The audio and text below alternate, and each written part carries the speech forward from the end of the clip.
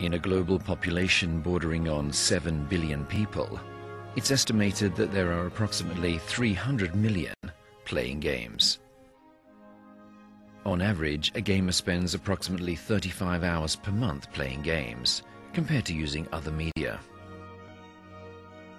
But the evidence shows that the industry is on the verge of exploding into the mobile market.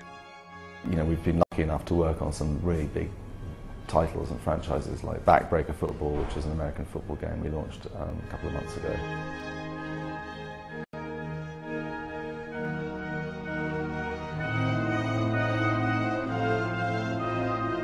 The IP is owned by a company called Natural Emotion that have come to mobile to make a much richer experience, and suddenly have got very intrigued by what you can do on mobile.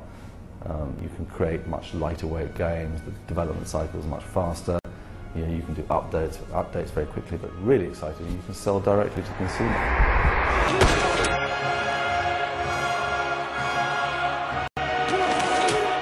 Alex Kachia is CEO of IdeaWorks Labs, founders and developers of the AirPlay software development kit, an SDK that allows game developers to create games rapidly and deploy them easily over multiple mobile platforms. Well, really, we're focused on, you know, building a development community around this technology. The high-level ambition is to kind of take the message out that, you know, there's massive hardware out there that you can address with huge volume. You know, with something like AirPlay, you can get there very easily. And just encourage developers to start looking at platforms, you know, beyond, you know, iPhone and potentially Android. The wireless sector is growing extremely rapidly. It's growing with about 19% per year. The whole game sector is growing with about 10%. So it's a very fast-growing sector. And it's a good way of consuming entertainment, right? Do it in your phone. AirPlay is already being used by big game publishers like EA. And tools like this will certainly propel the games industry faster into the mobile entertainment space. Use the studio really to kind of try and push the edge of what you can do on mobile content. You know, there are a few people who are scratching their heads saying, hang on a second, we didn't really think this sort of thing was possible.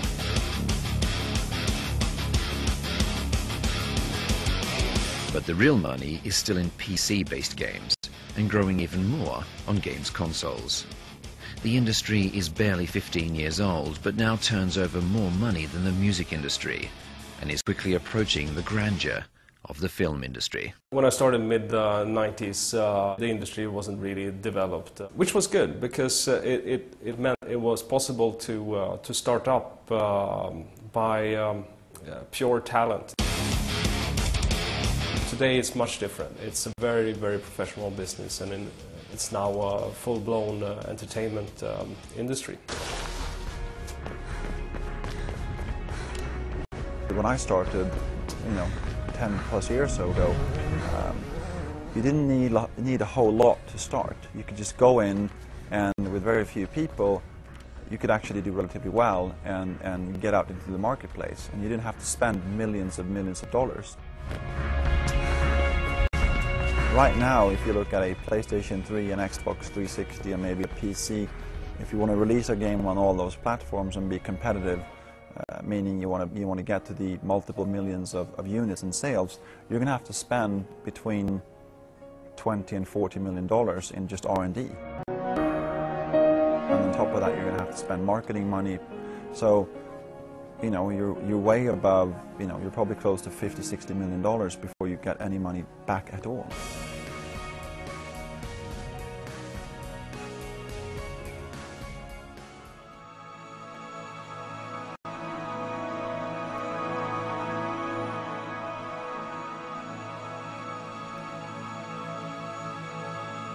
$300 million gamers around the world. Historically, the traditional way of purchasing games was through brick-and-mortar shops with your CD packaged in a box. But now, that is all changing. Now you're able to purchase games online and via your mobile.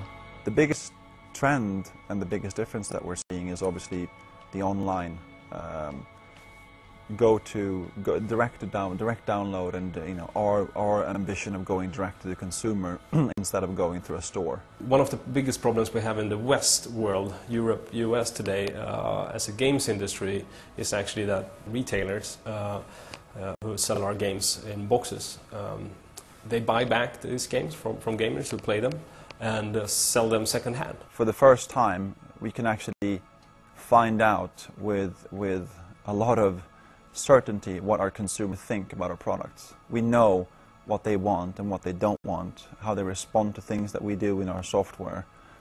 So to have a communication layer to them that is instant, that is live, up and running all the time, where we can communicate directly to our consumers, it's just very, very fascinating for us.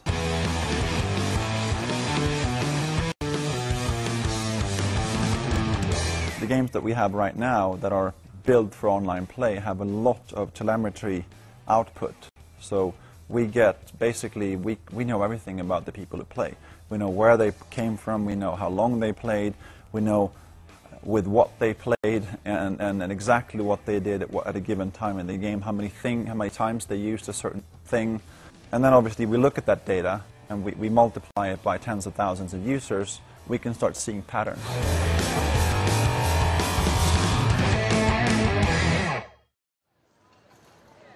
Users, the people who pay the bills, buy games, and consume media entertainment. But a significant trend is happening. Online games for free. How does a business model work when the user pays nothing? They don't care how much it costs to deliver the stuff. They don't really care that a game is 10 meg or 300 meg, or that it has to be connected all the time or not. They just want the experience. And the consumer's sort of brutality around that is something that everyone has to kind of face up to. If it's nice and if it works and I enjoy it and I can tell my mates about it, I'll buy it. And if it's cheap, I'll buy it. If it's free, I'll buy a lot of it.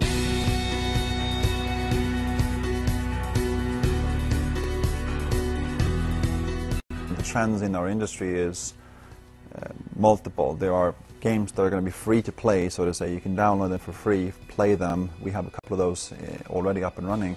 And then we are looking to get a smaller part of the player base to start paying for bits and pieces of extra content, basically, in that game.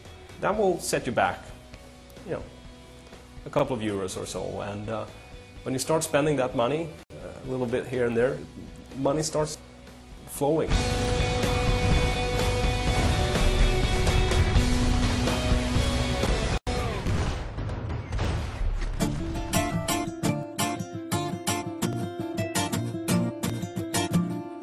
But free games on social media sites are proving to be a hit. If you're looking at it from a game perspective, social media is, I think, going to turn into one of the main distribution channels. So you'll see a lot of the games, including the ones that we've launched, some of the ones we've launched recently, have links into some of the sites like Facebook.